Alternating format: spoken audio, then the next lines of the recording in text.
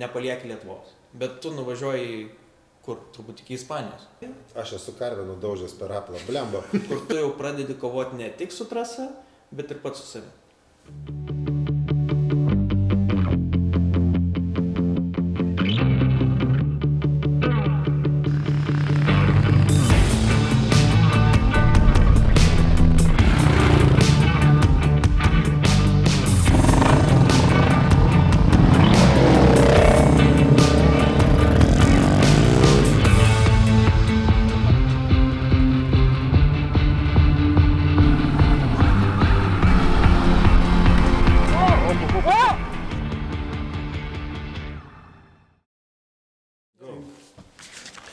Tai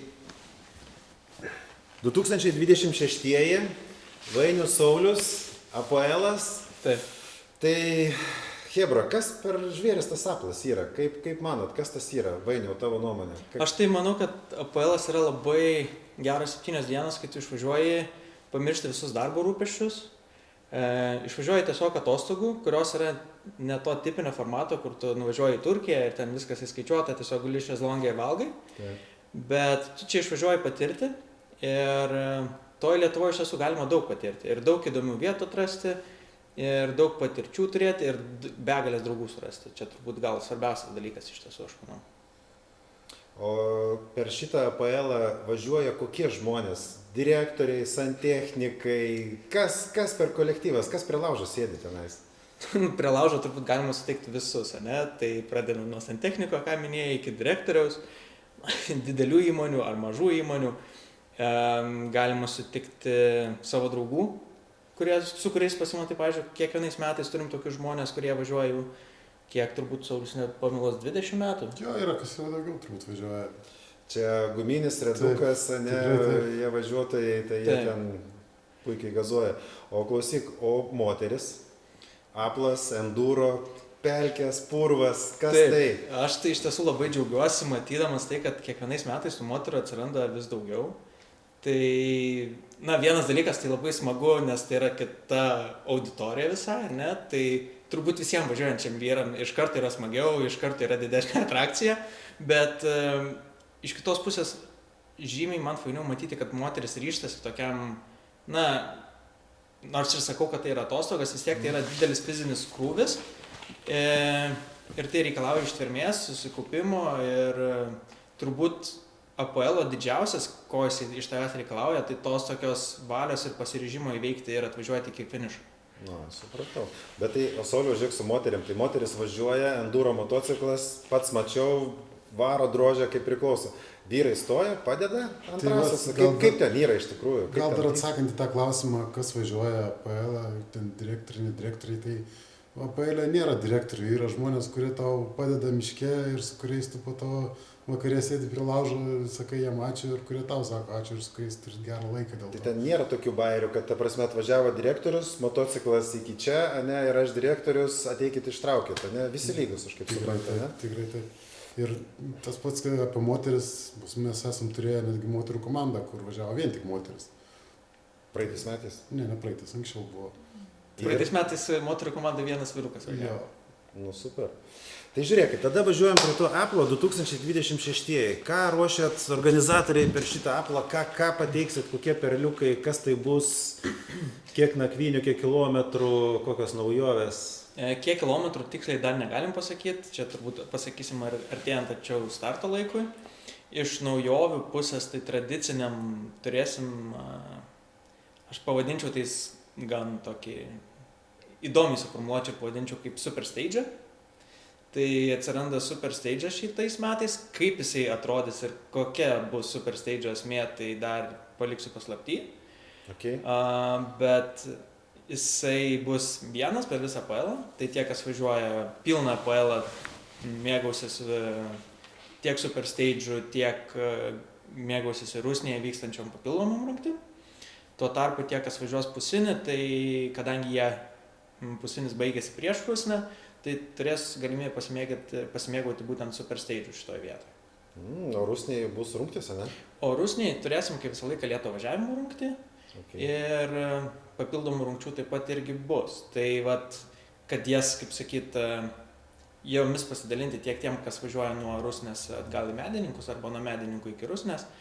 Tai vat, taip ir padėliosim tą. Nes kitas dalykas, Super Stage mes galvojam daryti, bet pietiniai Lietuvos daly, kadangi turim draugiškus kaimynus, ten yra GPS blokavimas, tai mums tai sukelia papildomų iššūkių, tai todėl greičiausiai tai darysim šiauriniai Lietuvos daly.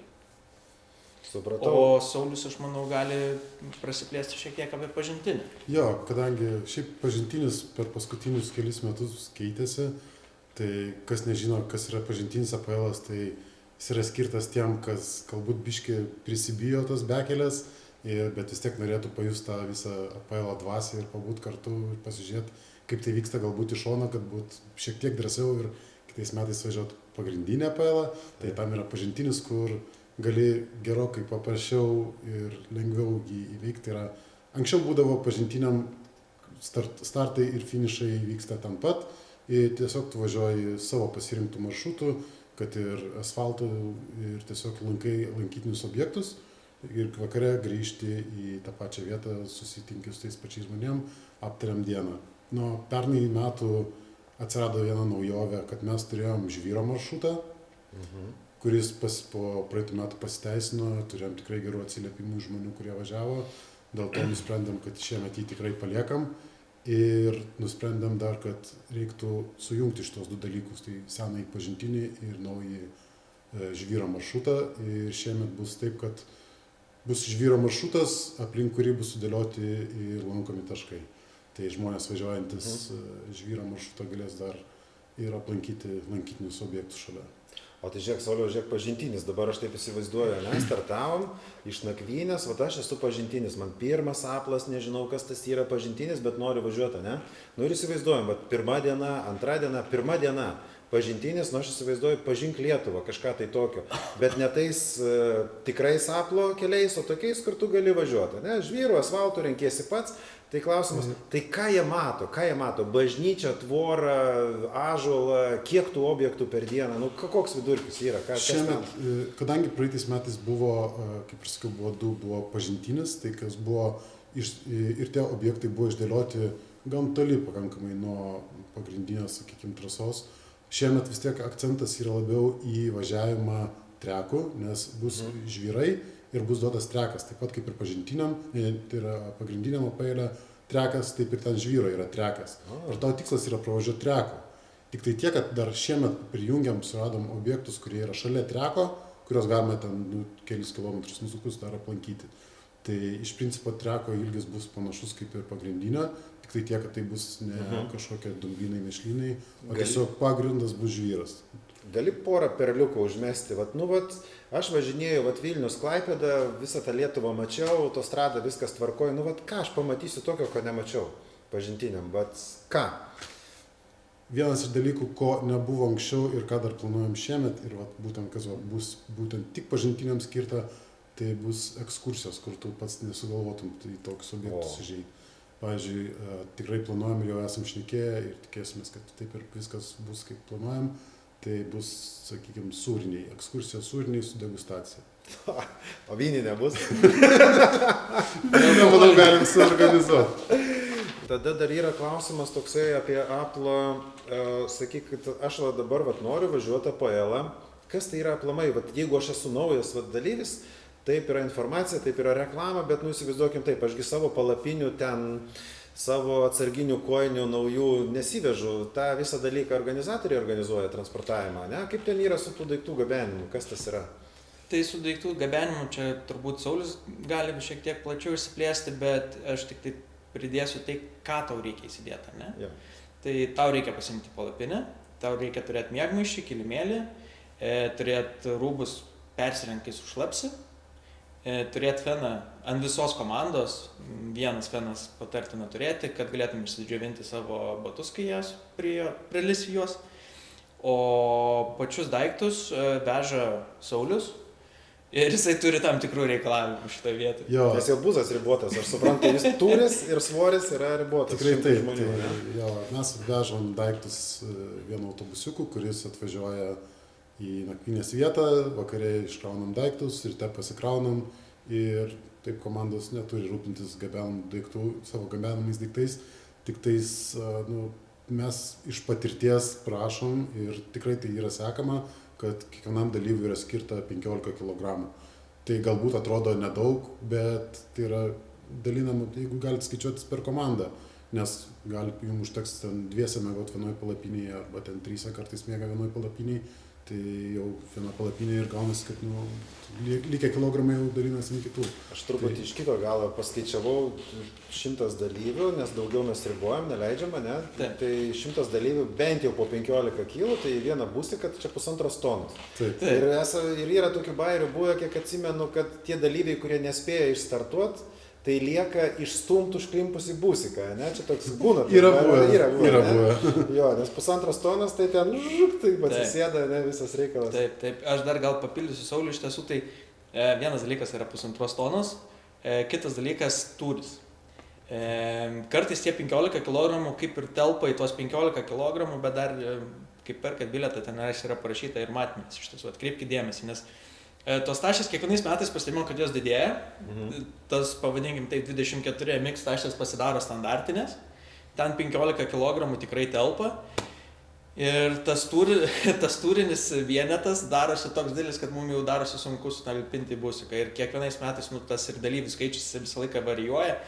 Bet pernai turėjom arti 100 ir tai jau buvo toks labai ribinis autobusų skaičius.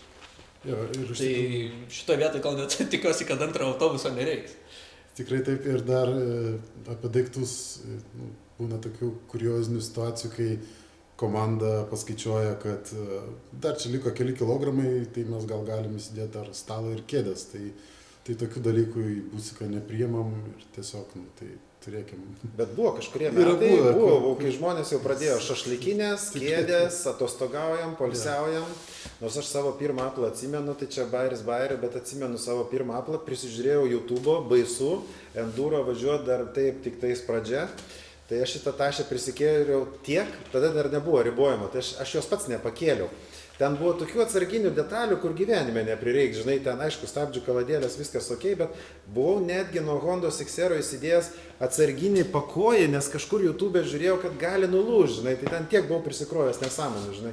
Dabar tai kojinės įsidėdė ir važiuoja, tai visas bairis. Taip, tikrai APL-as pravažiuoja pro skudarkės, taip vadinamas, tai aprangos pakaitalų tikrai rasit. Minėjai apie detalės, tai Klaipėdoj turim tą pusės APL-o tokią pauzytę. Tai nėra visai poilsio diena, ne? Tai yra tiesiog ženkliai trumpesni kilometrai, ten apie 150-160 km tą dieną reikia tik tai veikti. Ir dažniausiai mes ten turim remonto partnerį, tai šitais metais spręsim klausimą, kas jisai bus.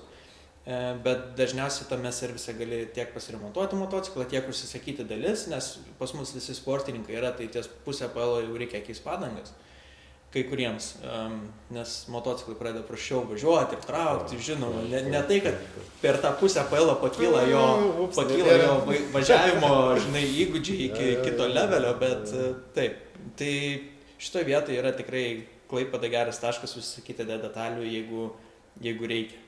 Tai čia tokia polsinė diena Klaipėda, jinai tokia ne visai taip teisingai polsinė, jinai tokia techniškai polsinė, gaunasi, tu pasiremontuoji, nusiplauni, civilizacijoje pavalgai, kaip pavalgai, jo, ne? Atsisiunti padangas, jeigu reikia, jeigu nenori vietoj, pavyzdžiui, su DPD ar Venipaku pasiemi iškart su kurjeriu, ne? Arba iš to serviso nusiperki, jeigu yra vietoj viskas, iš karto Hebra net sumontuoja, kol tu valgai, tai ten iš vis super duper viskas.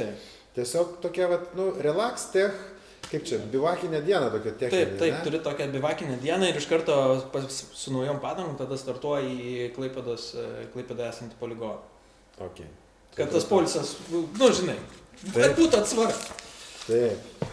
Tai dabar žiūrėkit, iš pasiruošimo klausimų, dar turiu tokį klausimą. Tikrai kolektyvas galvoja, APL-as noriu, jeigu jam ne pirmas APL-as, tai jis jau žino, kas tas yra. Kas tas yra važiuoti 2000 km aplink Lietuvą, bet jeigu nežino, tai aš statau save, tarkim, į tą pačią pradžią, kai buvo, tai tada sėdi prie YouTube'o, klausinėjasi žmonių ir bandai susidaryti įspūdį, kas tas yra. Tai mūsų tikslas yra biškai papasakoti, kas tas yra. Motociklai. Tai KTM ar Honda, kas geriau Apple tinka? Aš Neįžeidžiant kitų. Jo, čia Yamaha- KTM ar Honda, dar Yamaha T7, neturim labai... KTM 6 Days yra toks modelis. 6 Days. 6 Days. Juokiamės. Aš su Sauliu mes esam Team Honda. Taip jau nutiko iš tiesų, bet KTM 6 Days labai gerai. Honda visos geros. Yamahos irgi važiuoja. Tenerė tobulai. Tenerė tobulai, tai tenerę galit matyti tiek žvyro pažintiniam, tiek ir tam pačiam tradiciniam. Kiti pernai turėjom 8-9 tradiciniam.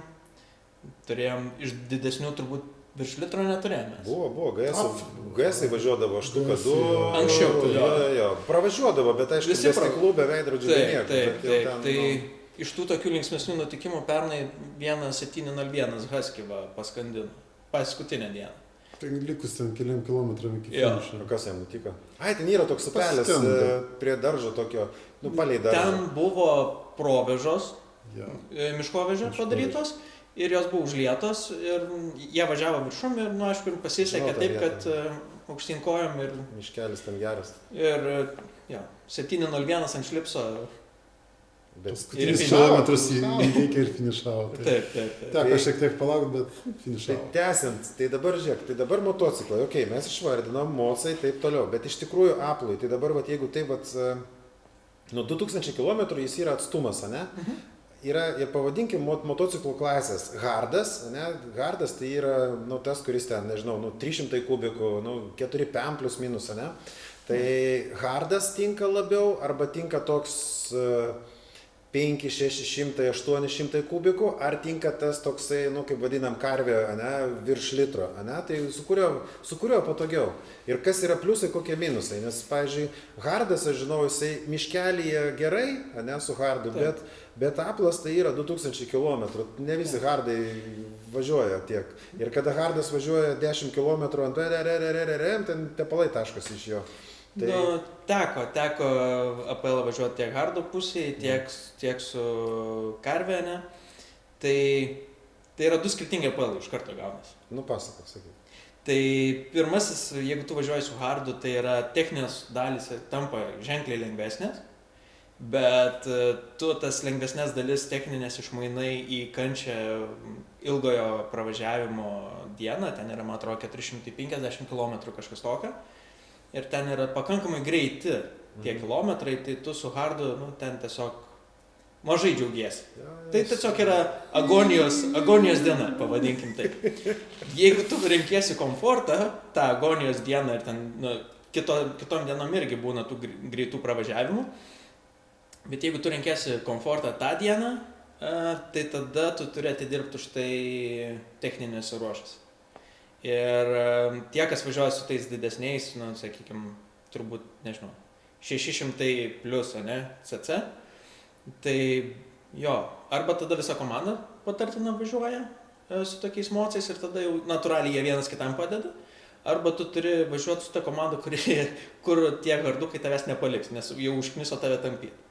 Tai va, čia toks yra momentas. Nes kiek aš suprantu, tai per dieną, kada finišuodavau Apple'ą, pirmuosius nešneku, bet dabar šiaip, kada pravažiuojam, tai pasitinki dalyvius, nakviniai, ir tokią statistiką bandėm išvedinėti prie laužo, sakykim taip, tai klausdavom, kiek kartų krenti, tai ten būdavo 20 kartų per dieną, 30 nebuvo, 25 kartai per dieną, ir jie šypsosi, supranti, tai vat hardas, mano nuomonė yra tokia, hardas arba ten, toks, 609 arba tenerė, 700, arba ten karvė, tu renkiesi pagal save, kaip nori važiuoti.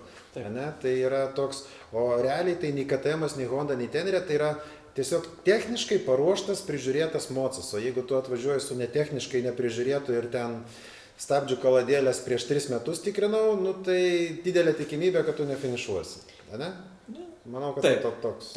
Taip. Arba tau jau draugai turės pakeliui pradėti remontuoti motociklą. Draugai, Sauliau, komandos. Kas yra tos komandos per Apple'ą? Kaip jos yra sudaromos? Kodėl aš negaliu vienas važiuoti Apple'ą? Atsisėdau vienas, važiuoju vienas ir savo kaifuoju vienas. Kodėl reikalinga? Ar organizatoriai leidžia tą vieną iš viso? Ne, vienas nėra tokios galimybės važiuoti vienam, nes tai yra tiesiog nesaugu, elementariai. Miške vienas tu negali važiuoti, nes ypač su dideliu motociklu, tu gali tiesiog užsiversti taip, kad tiesiog neišlips.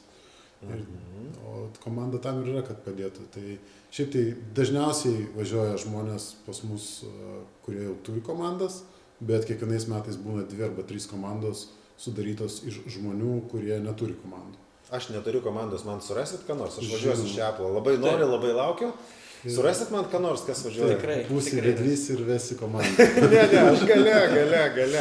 Bet žiūrėk, tai dabar, realiai žiūrėk, dabar tikrai pakalbam apie tos komandas, nu kaip jas sudaryta, ne? Nes aš iš savo Apple atsimenu taip, kad yra labai svarbu komandoje tarp tų 3-4 žmonių, sakykime, kiek komanda, lūkesčius suderint ir važiavimo tempą, įgūdžius. Tai yra vienas moka, kitas nemoka ir tada gaunasi, kad vienas stabdo, o kitas nestabdo. Kaip jūs suderinate tą visą reikalą, kad kartu, nes tada gausis, viskas good. O jeigu vienas lėtas, kitas ne, tai tada prasideda ten trintis tokia. Šitoj vietoj, jeigu komanda yra sudaryta iš draugų, pažįstamų, kurie jau yra važiavę, dažniausiai žino, kaip važiuoja vienas ar kitas, bet vis tiek reiktų jums jo susitart, kaip jūs darysit, nes tiesiog negalima palikti OPL metu savo žmogaus ir sakyti, kad susitiksim vakare, o tiesiog jeigu jūs matot, kad jums tempas, tiesiog jūs negalite važiuoti vienodų tempų, tai tiesiog reikėtų daryti galbūt 2 komandas, kur važiuoja panašiai žmonės ir ieškotis galbūt, arba mes jums galėsim pasiūlyti dar žmonių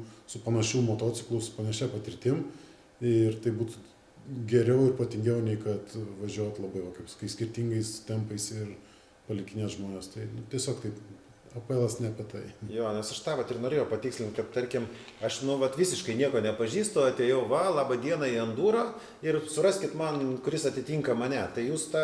Taip, mes tą ir darom. Kiekvienais metais komandos, tos, kurie ateina žmonės be komandų, arba važiuoja dviese, sakykime, sako, mes galim prisimti dar žmonių, tai yra derinama visą laiką, atkreipiame dėmesį į motociklą, tipą, tai į enduro patirtį ir į tai dar, ką žmogus gali, nes pas mus kiekvienoje komandoje yra mechanikas, yra vedlys ir yra medikas. Tai šitos rolės yra paskirstytos. Medicina, jo. Tai žiūrėkit, Apple'as, tai jisai toksai fainas, noriu važiuoti, ne, tai organizatoriai, tai noriu važiuoti, ko reikia iš manęs, ką reikia, kokių dokumentų reikia. Aišku, tai yra mokamas renginys, apie tai dar vėliau registruotis reikia, pasienio tarnybos, bet iš esmės apie dokumentus, ką aš turiu vežtis į tą Apple, ko reikia. Vairuotojo pažymėjimo. Ir šiemet, gal toks norėčiau pabrėžti, kad tikrinsim, kad visi dalyviai turėtų vairuotojo pažymėjimo su A kategorija. Kas jeigu ne? Tada labai atsiprašom, neišleisim į renginį išvažiuoti. Turim nešti atsakomybę šitoje vietoje ir taip daryti, aš manau, yra negražu. Leisti dalyviam važiuoti be vairuotojo pažymėjimo, tai čia... Jūs tada kaip organizatoriai atsakomybę nešat, gaunasi? Bet kokiu atveju mes, kaip sakyt, organizuojam tą renginį, čia nėra jokios paslapties, ne? Tai tiesiog norim, kad viskas vyktų tvarkingai ir gražiai. Viskas labai paprasta. Tai dalyviai privalės pateikti tą savo bilietą, kurį nusipirko, vairuotojo pažymėjimą, o registruojantis dar prašom pateikti ir asmens kodą, kad galėtume jį pateikti valstybės apsaugos tarnybą. O per Apple reikia pertraukiu vežtis ID kortelę arba pasą, nes pasienio zona. Tai privalu. Čia privalu šito vietoj. Neretu atveju kartais tenka ir į degalinį Latviją užsukti, kaip pavyzdys, nes artimės nebūna. Tai, tas visą laiką važiuojat patys sienos pakraštį, tai čia privalu turėti asmens tapatybės kortelę. Teisės, asmens tapatybė arba pasas, motociklo techniniai šitie dokumentai. Taip. Ir vienas komandoje turi vežtis tą pasienio leidimą, ar nereikia? Šiuo metu leidimo vežtis nereikia. Leidimai yra derinami bendrai visas sąrašas renginio dalyvių ir kiekvienas renginio dalyvis turės savo maisto kortelę, kuri yra įrodymas, kad tai yra mūsų renginio dalyvis. Ir sustabdžius pasieniečiam užtenka parodyti tą kortelę ir jie turi sąrašus ir gali... Ta prasme, susitikti. Go, ne? Jo, greičiausiai vis tiek paprašo tavo asmens tapatybės kortelės, tada vyksta patikra, bet tada viskas būna gerai. Jo, dar toksai lifehackas, ta prasme, pavyzdžiui, man tai Marokė labai pravertė. Ir lifehackas, kad buvau pasidaręs telefonę atsarginės kopijas. Marokas ne Europa, pamečiau ten Saharai numerį, turėjau problemų, moco tiesiog nukaliau, žinai, neberadau jo. Tai gerai, kad turėjau nusifotkinęs numerį, tiesiog vat, kažkur buvau pasidaręs foto, tai nuvažiavau į turizmo centrą, atsispausdinau numerį ir laimingai grįžau į Europą su atspausdintu, žinai, A4 formato numeriu. Tai, bet turėt nekenkia, ta prasme, teisės, dokumentai. Numeris irgi nekenkia. Čia Lietuvoje. Lietuvoje tai čia, nu kaip, jo. Nu Lietuvoje lygiai taip pat fun istorija, ne, tai tu nuvažiuoji į kavinę, nes važiuoji su harduku, tai hardukai turi tą savybę nusipiešti tą numerį kažkuriam gyvenimo etape. Tai per 2000 km tikrai įvyksta, tai dėl to, nu, žmonės tausodami tą numerį, jį užsideda ant kuprinės. Ir tada nueina pavakarieniauti, papietauti į kavinę užeina pareigūnai, čia irgi praeitų metų atvejais, o kur valstybiniai numeriai ant motociklo, ne? Tai kai pabaigsit valgyti, prašom matyti į apačią, prie kiekvienas prie savo motociklo. Ir labai atsiprašau, bet mocai stovi, tai... Mocai stovi, bet valstybinių numerių nėra. Nu ir tada, žinai, tu tik tai duok priežastį, nu, taip. Paklausti. Bet policija yra gerai, viskas yra gerai. Aš nesakau, kad policija nedaro savo darbą. Bet pagal įstatymą valstybinis numeris turi būti pritvirtintas prie motociklo. Jisai negali būti vežamas ant kuprinės. O aš tai nežinau, čia irgi geras hakas. Tai šitą irgi turėkite omeny. Okei, supratau. Tai ten tada visą laiką dažniausiai pareigūnai yra supratingi, patys važinėja, tai, na, tiesiog pasišypso, sudrausmina ir palinkė gero kelio. Bet turėkite omeny, kad jo, jeigu ten motociklai iš viso be numerių, nu, čia nežinau kaip taip nutinka, ne, tai gali būti problemų.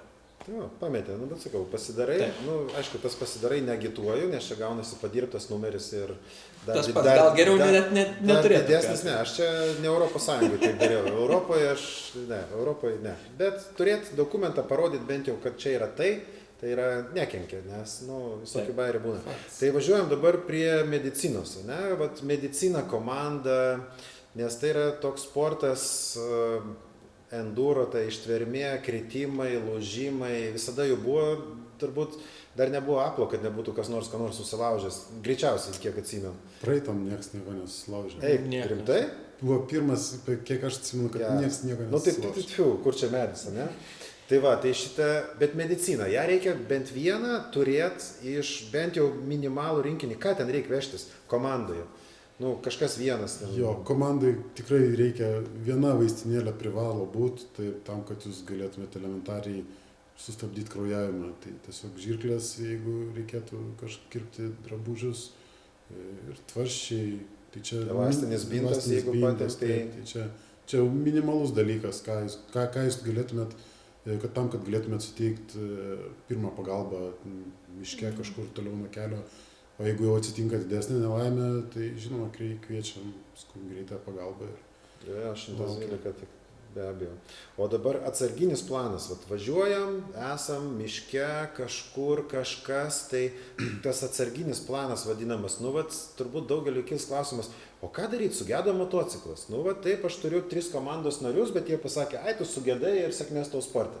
Ne, nuvažiavo toliau, tave palieka ir aš miške, tuoj sutems, ką daryti? Jūs tos motociklus gabenat, vežat, ar kaip dar, kaip čia išvis vyksta? Šitoje vietoje mes kaip organizatorius neapsiemame evakuaciją iš principo. Tai yra, kaip sakyti, kiekvienos komandos, aš norėčiau pabrėžti, būtent čia ir yra komandos, ne, darbas, kaip tą nelaimėlį išvaduoti iš tos savo nelaimingos situacijos. Kitas dalykas, aš manau, kad Lietuva yra pakankamai maža atstumo prasme, tai per 4 valandas, kad ir kaip ten būtų, kokios tos oro sąlygos tą birželio Liepos mėnesį, nu žmogus tikrai nesušals mirtinai ir ten nieko jam nenutiks. Tai sulauk pagalbos iš kito Lietuvos galo, kur turbūt yra ilgiausias kelias, kokios 4, maksimum 5 valandos. Aš manau, tikrai kažkas atvažiuos. Atsiprašau, kad įsiterpiu, yra, kaip sakau, yra programėlė, tas Car1 nereklamuoja nieko, bet yra daug programėlių visokiausių. Pagalba kelyje, elementarus dalykas, ten 10-15 eurų metams ir įsipareigoja per 2 valandas arba 2,5 bet kurią Lietuvos vietą ant kelio. Atvažiuoti tave paimti ir nuvežti iki serviso, jeigu jau taip jau visiškai jau nieko nemoku, nepapataisomas. Tai ir jeigu draugas su priekaba neturi, ne, tai vat Ištempė tą žmogų, kuris ten, iki kelio žvyrkelio kažkokio, tai skambutis, 2 valandas parūkot ir go, ir viskas. Sekančią dieną taisytės toliau važiuoju. Tai čia iš viso idealus atvejis. Tai pasižiūrėkit. Jo, irgi iš laivvako.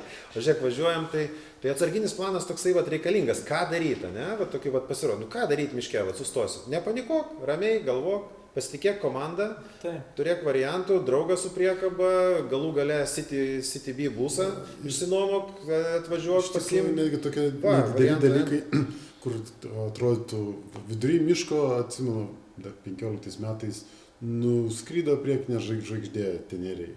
Ir atrodo, kas čia, kur tu ką tam vidury mišką padarysi?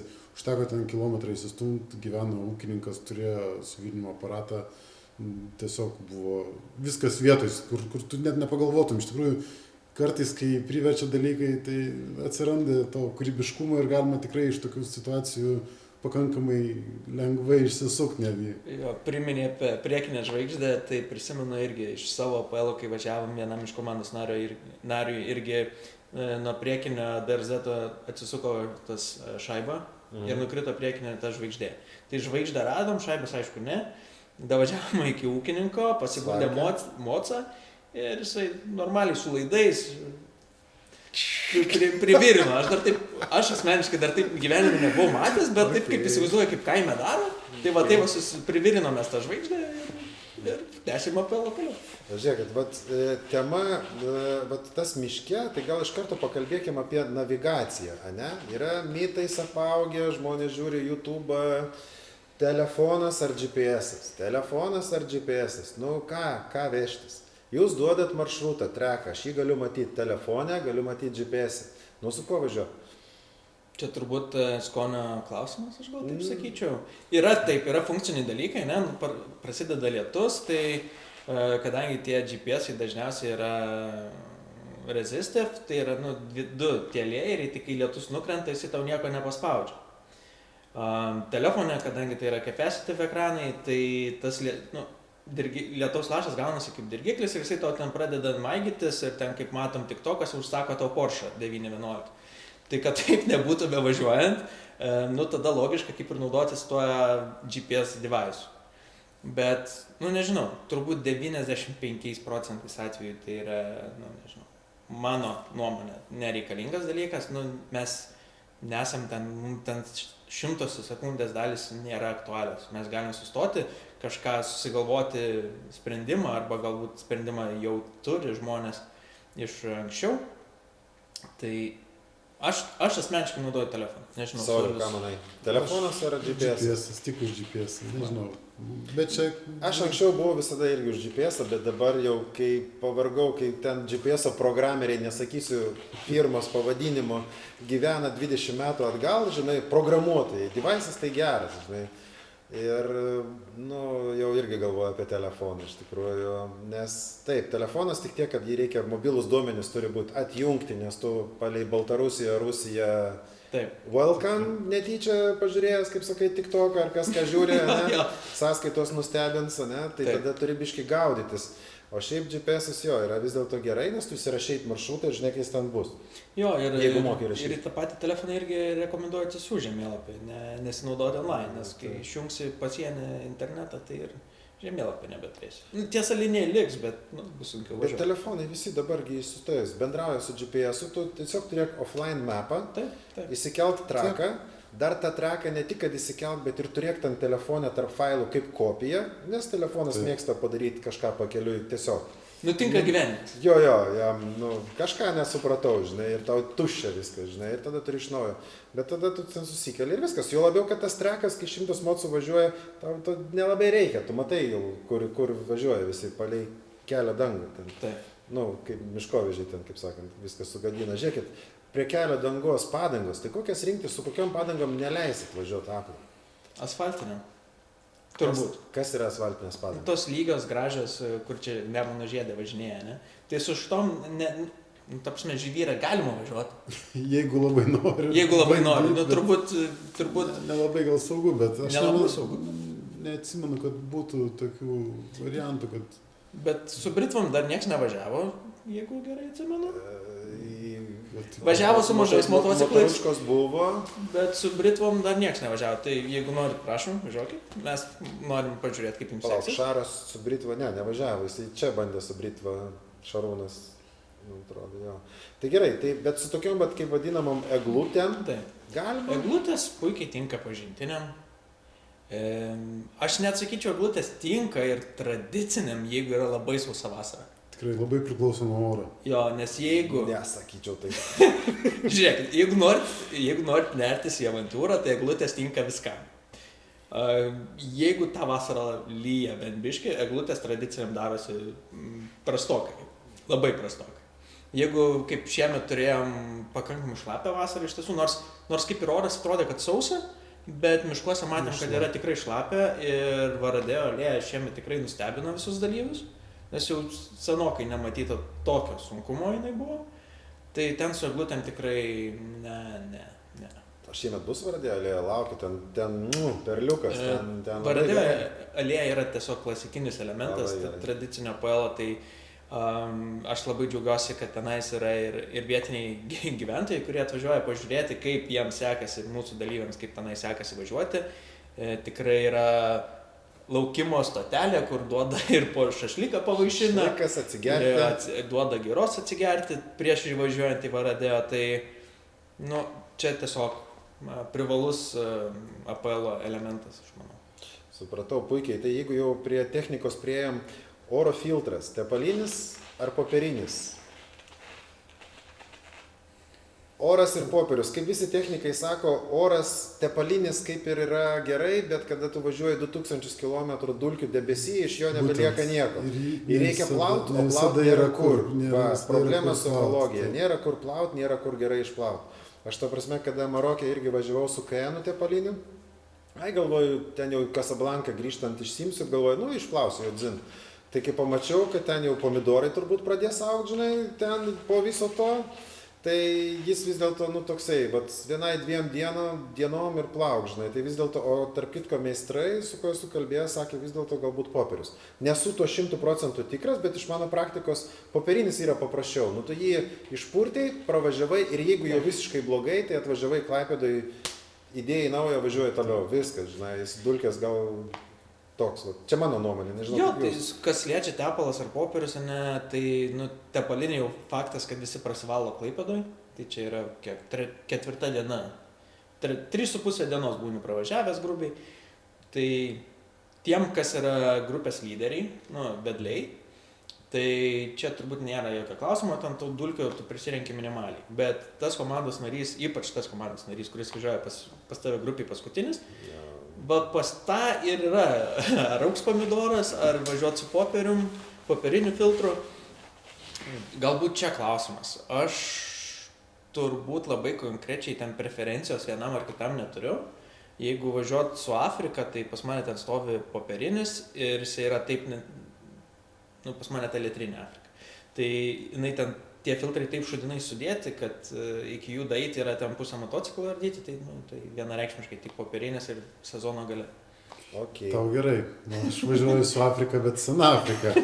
Ir ten aš per savo pirmą aplą pakeičiau 4 oro filtrus. Nes ten yra taip blogai padaryta, nes ten visas dulkės gauni tiesiai į filtrą ir dienos gale tiesiog nebevažiuoja. Tiesiog palauk, kurioje vietoje stovi pas seną Afriką? Kairiai pusiai po galinių ratų, ar ne? Po bakų, bet paėmimas yra ten toks, kur gaunas, kad visas iš parato eina tiesiai į filtrą ir ten, žodžiu, važiuoja, būna tada stoji, išsiemi filtrą, dar pradžiai išsipurtai, kad davažiuoti iki vietos, tada vietoje jau po to galėjau pasikeisti. Stabdžių kaladėlės, imti ar ne? Privalomai. Trumpas klausimas. Privalomai. Priekį ir galą?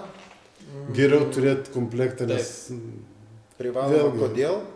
Nes daugelis įsivaizduoja turbūt, dieve, aš čia važiuoju po Lietuvą, tus kaladėlės 5 metus nekeičiu, 10 000 km. Jeigu važiuosim... O ten per vieną dieną jos dingsta. Jeigu važiuosim su daug mėšlo ir ten keičiasi dulkė šlapia, mėšlas... Tai trumpas atsakymas. Privalomai. Taip, privalomai.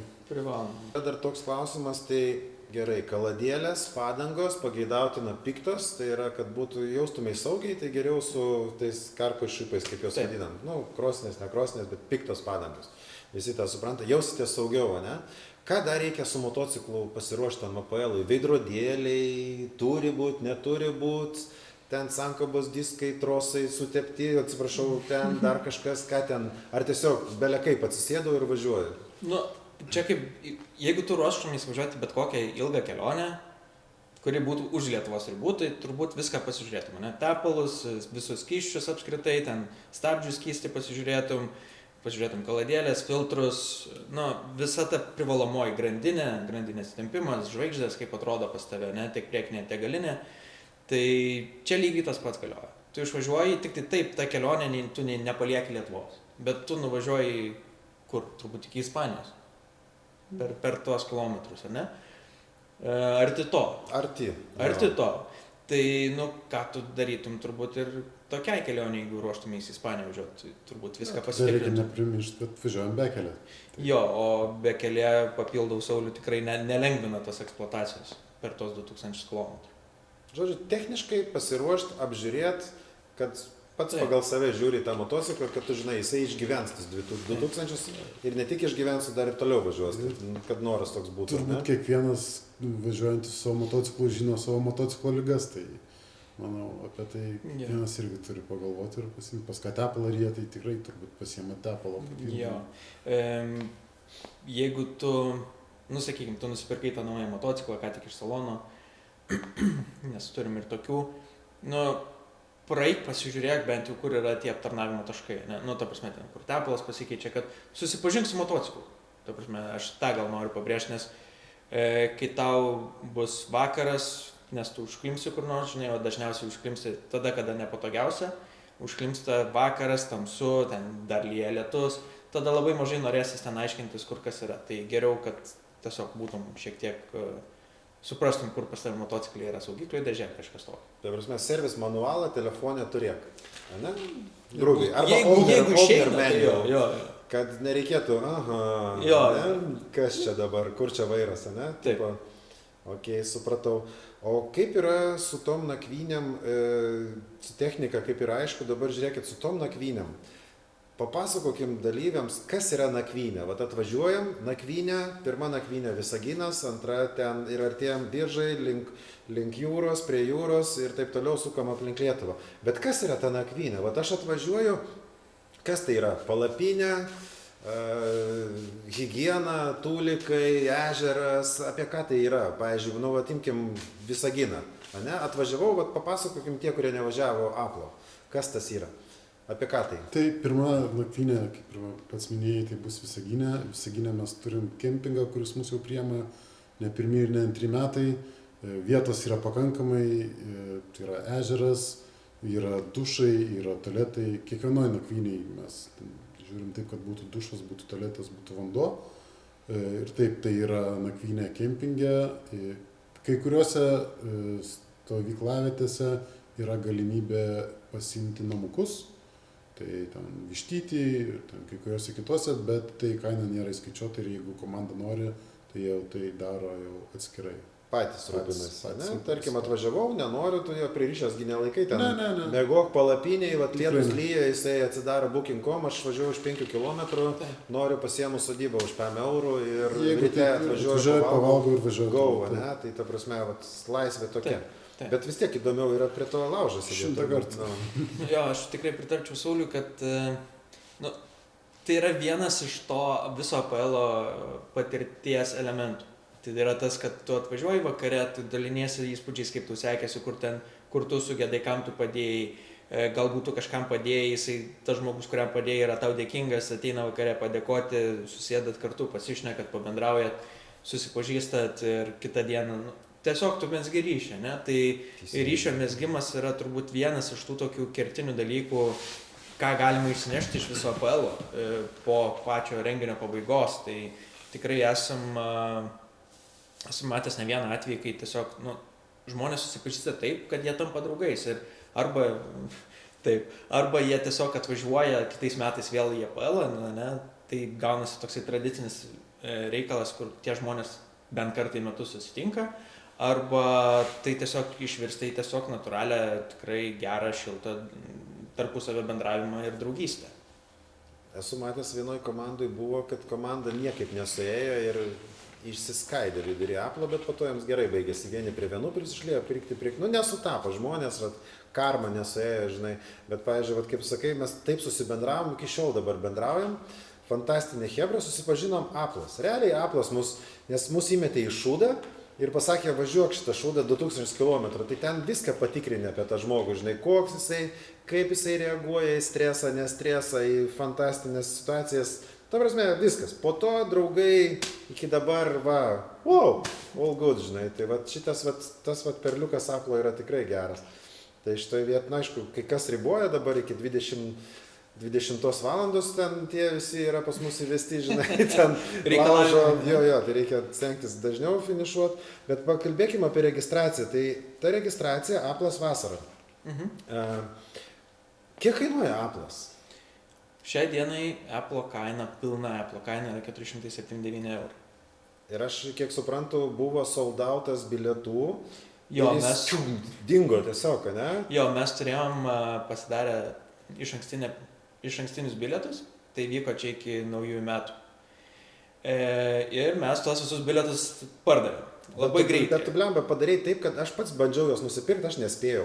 Visus išlavė, nu. Tai šitoje vietoje mes tikrai džiaugiamės, kad šitas toksai ėjimas kalėdinių dovanų, gal netgi pavadinkim taip, ne? Nes tikrai labai daug sulaukėm užklausų iš moterų, kurios dovanojo savo vyrui bilietą į Apple. Tai čia buvo toks labai netikėtas ir galbūt tas momentas mus ir paskatino greičiau susizgribti ir paleisti bilietus anksčiau į prekybą.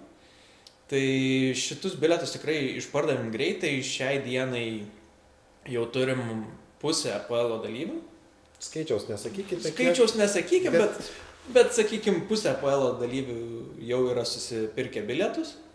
Labai noriu pasidžiaugti, kad šiemet turim pilną komandą iš Estijos ir vieną komandą iš Latvijos. Wow. Jau turim. Tai čia toksai kaip ir tarptautinis renginys, ne, galim pasidžiaugti, bet kol kas nesam turėję tiek daug užsieniečių kaip dalyvių. Tai ir kiek mano žiniom yra aišku ir žinoma, tai dar turėtų būti keletas Latvijų vėlgi prisijungti. Tai iš tiesų džiaugiamės, kad tas renginys pasiteisina, kad apie jį pradeda kalbėti ne tik Lietuvoje, bet ir Latvijoje ir Estijoje. Ir iš tiesų. Nes Lietuvos regionas jisai kol kas toksai, nes spaudžia jį iš visų pusių, bet jis taip toksai unikalus, kur dar yra galima važiuoti su motociklu. Ta prasme, paimkim, Balkanai, tai Balkanai dar galima važiuoti, kaip sakant, Rumunija ir panašiai, Kroatija ten, bet Vokietija ten iš viso fraudo turi 100 km, man atrodo, ir tai jeigu ten ant žvyrkelio pėdsaką paliekė malūnsparnį kelią, ten Lenkija, Slovakija, tai Lietuva yra tokia dar perlas, kur tu gali važiuoti ir džiaugtis tuom. Tai aišku, mes tik keliais važiuojam ir nedarom tai, kaip įsivaizduoja didelė visuomenė, kad čia, pažiūrėk, pravažiavo motociklas, sugadino pusę miško, gandras neišperėjo gandriukų, žinai, ten.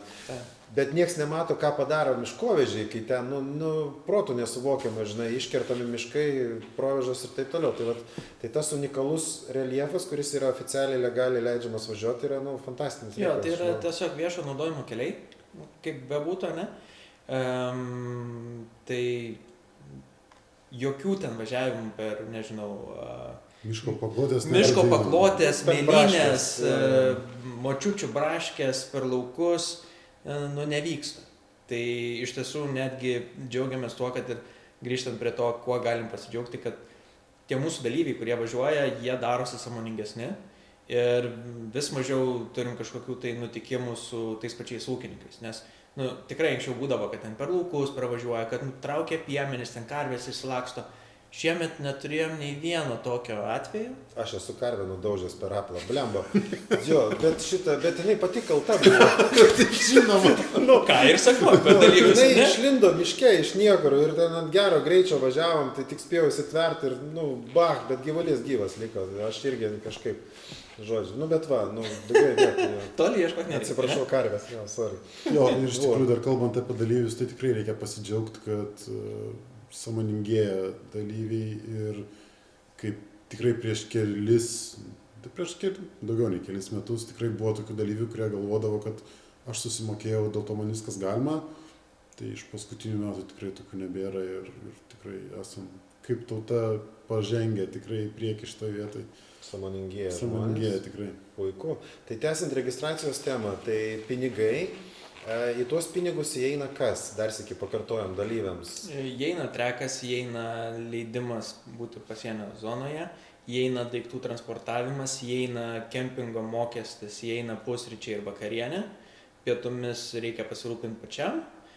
Tie, kas važiuoja žvyro pažintinį, įeina lankytiniai objektai. Ekskursijos. Jo, tai yra ekskursijos ir turbūt tiek, nieko daugiau nepamiršau. Diplomai, apdovanojimai. Tai diplomai, apdovanojimai jau čia kiekvienas, kas finišuoja, tikrai gauna. Nes yra dar ir džersiai, man atrodo, galima Jo. šitos džemperiukus susisakyti, ne džemperiukus, atsiprašau, Maikutės. nu kaip pavadinti? Džersiai, pavadinkime Jo. motocikliniai džersiai, tai marškinėliai, kurios didės ant šarvų, tai juos galės dalyviai nusipirkti vėliau už papildomą mokestį. Supratau. Tai Dar registracija. gauna maikutės. va. Maikutės, taip. Jo. Maikutės. Dabar registracija. 100. Tai kodėl 100? Iš kur tas 100 dalyvių, kodėl ne 50 ir kodėl ne 150? Ir ar tie 100 jūs paskutinis 100 jo ir sako, va viskas, pavėlavai į traukinį. Taip, tai laukiu tų metų. ties 100 mes uždarom. Vienas dalykas tai yra kempingai neguminiai. Tai jau pradeda kelti tam tikrų kitokių iššūkių, ne? Mums kaip organizatoriam užtikrinti, kad tie kempingai būtų pakankamai dideli ir dar turėtų, nežinau, sanmazgus. Aš galvojau, prie būso derinatės pusantro Taip pat ir tonos. būsas. Iš Jo, tikrųjų, bet- būsas.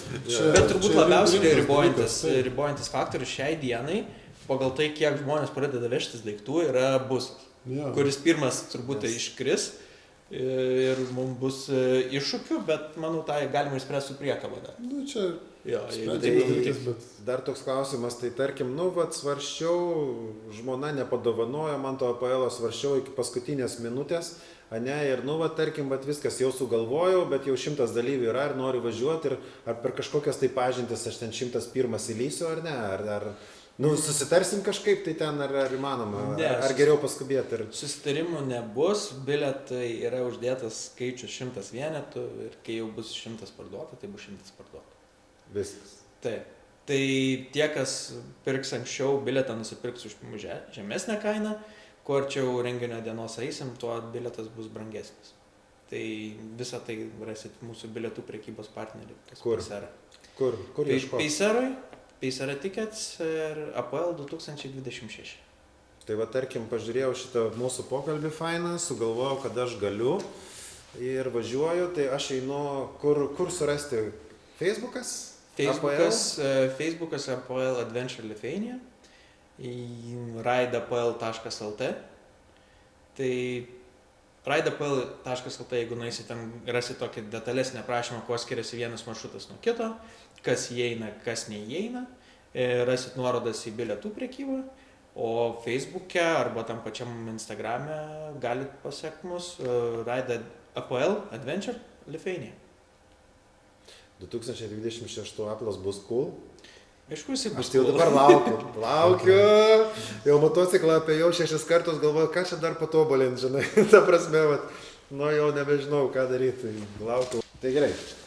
Iš tų atsiminimų galite papasakot, iš aplo aš neatsimenu, kiek aplų važiavau, bet visada atsimenu savo patį pirmą aplą, vos ne kiekvieną dieną atsimenu, nes man pirma diena tai buvo tokia, kai aš pradėjau važiuoti aplą, tai buvo, aš galvojau, ką man realiai susilaužyt, kad garbingai išeit, žinai. Ta prasme, mintis buvo tokios, ar kairę ranką, ar dešinę ranką. Ir važiuoju, žinai, ir galvoju, tikrai susilaužysiu, nes, šiaip pasitraukti, negarbė, žinai.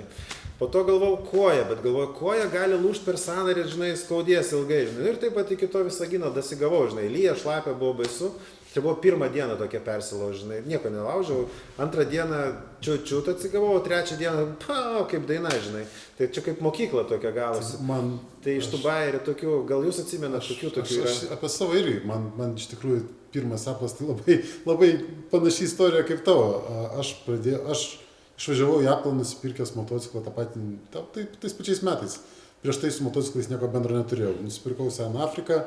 Ir mes išvažiavom į aplą. Aš nežinau, ko tikėtis, Tai va, kaip tu sakai, pirmi kilometrai, pirmas žvyrkelis, mes nuvažiavom gal 50 km ir aš tai galvoju, kur aš papuoliau ir kodėl aš čia ir ką čia reiks dabar daryti visą savaitę.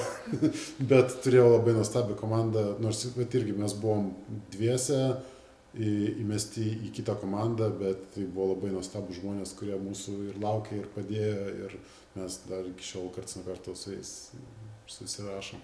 Aš tai iš savęs atsimenu, kad tai yra, aš galiu, žinai, lyginti, nes yra žmonių, kurie sako, nu ką tas Apple, žinai, aš už tos pinigus skrendu į Turkiją, žinai, ir toj Turkijoje sėdžiu, žinai, ten sėdžiu, all inclusive, paskaičiuota, taip toliau, valio. Taip, bet Apple tu atsiminsi visą gyvenimą ir draugus turėsi visą gyvenimą, o Turkiją už 5 metų pamirši. Neatsiminsi, ką ten darėjai, ką tu ten buvai, nu taip, valio. Apple'as for all life. Tai čia va tokie, va, žinai, yra, čia mano tokie įspūdžiai yra ir žmonių, kurie važiuoja. O kaip tenais yra va, su tais bairiais, tai vakarienė, kaip ten spėti kitos vakarienės reikia, ar dar kažką tai. Nes Chebra, aš atsimenu, važiuoja ir po to, kai jau artėja 20 valandą vakare, tai pradeda rinktis. Susizgrimbo, kad kažko gal trūksta. Ir tas laužas artėja, žinai, ir vakarienė, kaip ten būna, ar būna tokių bairių. Ką atsimenate aplamai iš tų bairių? Tokių? Nu, tai šitoje vietoje iš tų bairių, tai yra tas toksai psichologinis lūžis ties 8 valandą, ne? Jeigu mato, kad nespėja, tai tada, nu, nežinau, yra komanda draugų, kurie galbūt važiuoja priekį, skambutis draugui, kuris galbūt jau finišavęs, ten kaimo parduotuvė ir tas klausimas įsisprendžia. Kitas iš tų vakarienių ir laužų, tai, nu, tas momentas, kai tu sėdi prie laužo ir daliniesi savo patirtim ir ten yra tu sotus pavalgęs, atsigėręs, pailsėjęs. Švarus, išsimaudęs, įkritęs į kokią upę ar ten ežerą ar kur tai bebūtų. Tu sėdi prie to laužo, pradedi diskutuoti, pradedi svaigti visokiom ten, nežinau, kitom mintim, kur ten toliau važiuosi. Tai va, iš pernai metų kažkaip taip išėjo netyčia, išsprūdo kalba, kad reikia važiuoti į Mongoliją ir susibūrėm grupelę žmonių tenais, su kuriais ir išvažiavom į Mongoliją. Sėdėdami Visaginę sugalvojot, kad reikia važiuoti ir išvarėte, ne? Taip. Praktiškai baigėsi APL, žmonės nusipirko bilietus ir išlėkė. Tai va tokie nutikimai nutinka, būnant APL. Ir turbūt man tai, nežinau, ne pirmas kartas, kai kažkur taip gal Mongolija jau čia labai jau taip ekstravagantiškai viskas gavosi, bet tikrai ne pirmas ir tikiuosi ne paskutinis kartas, kai sėdim prie laužo, kažkas nutinka ir kad tu kažkur kitur po to leidi laiką su tais pačiais žmonėmis. O klausykit, o Riedas ir Guminis, jie ten, aš jau nebežinau, kelintą Aplą net važiuoja, aš jau pasimečiau, jie važiuoja kiekvienais metais ir šį kartą važiuos tikriausiai, nu, turbūt važiuos, neklausiau, bet manau, kad taip. Ten virš 20 karto pas žmonės. Kas juos traukia į tą Aplą, kažin, kaip čia gaunasi? Tradicija? Taip, aš manau, kad tai yra tiesiog žmonių tradicija, ne? Nes kaip čia visi sako, APL-as nesikeičia, jisai keičiasi. Keičiasi takais, kuriais suvažiuoja, keičiasi oro sąlygos, kurios pakeičia tos pačius maršrutus. Keičiasi netgi, ne, pastarosius porą metų ir tas pats APL formatas, jisai, na, buvo vienoks, dabar yra kitoks, šiemet bus dar kitoks. Tai tie pokyčiai yra ir mes puikiai suprantam, kad ne kiekvienas gali kiekvienais metais išvažiuoti, ne? Tai turbūt man asmeniškai tai yra tiesiog tos 7 dienos, kai tu turi pasimti, nu, nežinau, atostogų. Tas 7 dienas ir jas paskirta APL-ui. Tai, nu, čia toks yra visą laiką kompromisas su šeima, ne? Jeigu tu turi šeimą, tai ar mes kartu, ar aš čia atskirai. Tai, va, kad, manau, dar svarbu minėti, kad atsirado pernai metais pusinis APL-as, kuris irgi iš tiesų pasiteisino. Žmonės važiuoja tik po pusę APL-o. Tai jeigu mūsų pirma starto diena yra šeštadienis, tai tu gali pravažiuoti savaitgalį ir trečiadienį grįžti į darbą, ne, jeigu teisingai. Čia gaunasi 3 dienos, ne? Čia eina, ne? Jo, 3,5 dienos iš principo tu važiuoji. Taip, jo. Okay. Tai šeštadienis, sekmadienis, pirmadienis, antradienį tu jau grįžti namo. Tai tau reiškia tik 2 darbo dienos. Ir kitas APL-as prasideda trečiadienis, antradienis, trečiadienis, ketvirtadienis, penktadienis. Jisai ir finansiškai yra kitoks, ne, žmogui? Jo, jisai yra pigesnis. tu gauni, nu turbūt ir gauni pusę to APL patirties, nes man asmeniškai APL bevažiuojant, kada prasideda tas tikrasis APL'as, tai tu 3 dienas atvažiuoji. Ir 3 dienos yra visiems turbūt tas toks labai fainas, tu kaip savaitgalį gazuoji, suki rankeną, labai smagu, hi ha ha, ateina 4 diena, ateina 5 diena, ateina 6 diena. Jau, aš žinau, kad pas mane nuo gazų sukimo tiesiog pradeda riešas skaudėti, ties 6 diena jau ten pradedi galvot, kaip čia tą riešą, kaip sakyt, užglostyti, kad netaip skaudėtų. Ir pernai, kadangi dirbom su fotografu, su filmuotoju kartu ir važinėjom paskui visą per visą APL, gaudėm tas įsimintinus kadrus ir žmonės, labai matosi, kaip tos 3 dienos yra tiesiog gazas dugnas ir kaip tie patys žmonės važiuoja paskutinę dieną. Kokiais veidais jie išvažiuoja ir tikrai matosi, kaip jie viduj kovoja su savim. Ir jeigu tu žinodavai, kad tu esi stovę ant aštraus posūkio ir ten atlieks, stabdys, gazuos, dulkės, vaizdai, paskutinę dieną žmonės važiuoja su mentalu tiesiog finišuot.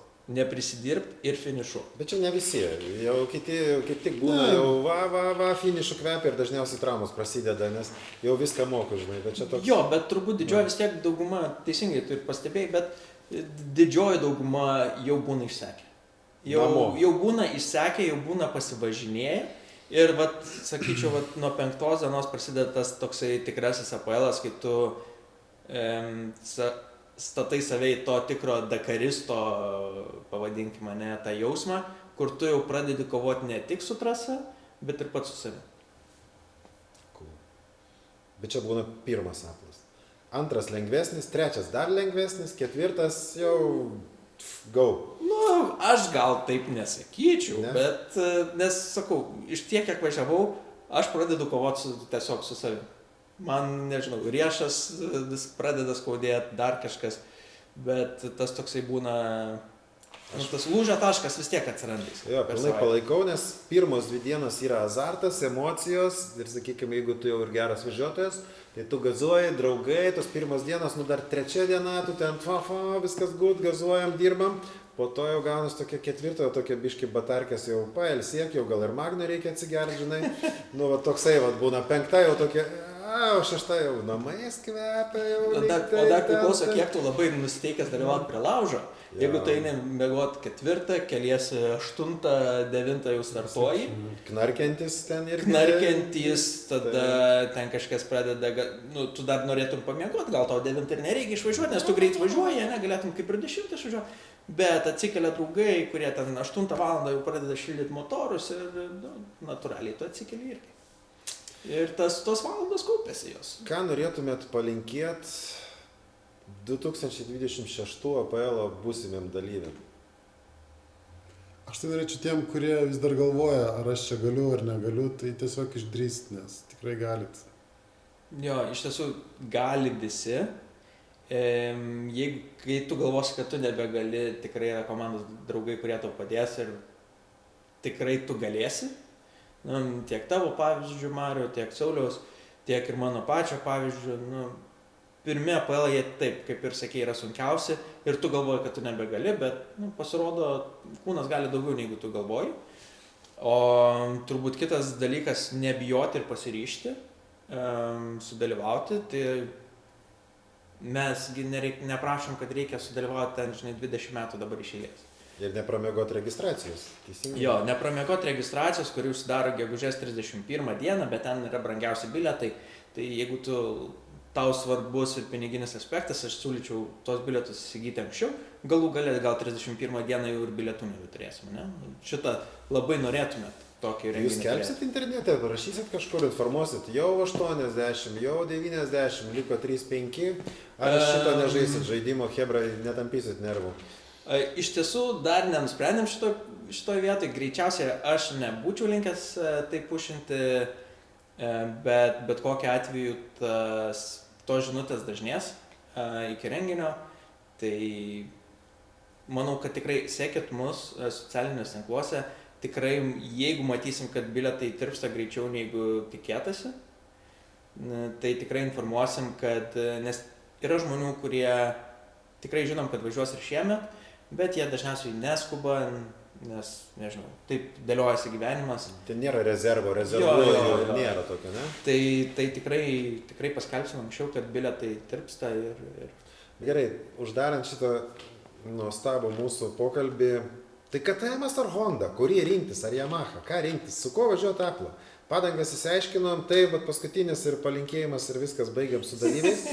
Kas? Sakyčiau, su to, ką turit, su to ir važiuojat. O, ką turi garaže? Nesvarbu, ta prasme, tikrai važiavo ir su pirdom. Turi pirdą, nori iššūkių, varyk. Aš sakyčiau taip. Visi laukiami. Jo. Go. Liuks, tai ačiū labai, ačiū organizatoriam, labai lauksim Aplo ir iki kitų smagių susitikimų. Iki pasimatymo, birželio 23. Iki. Gazuosiu! Laukiu labai, ačiū labai. Einam rūkyti. Ir dabar reikia bent jau vieną video pažiūrėti, ar iš tikrųjų gavosi.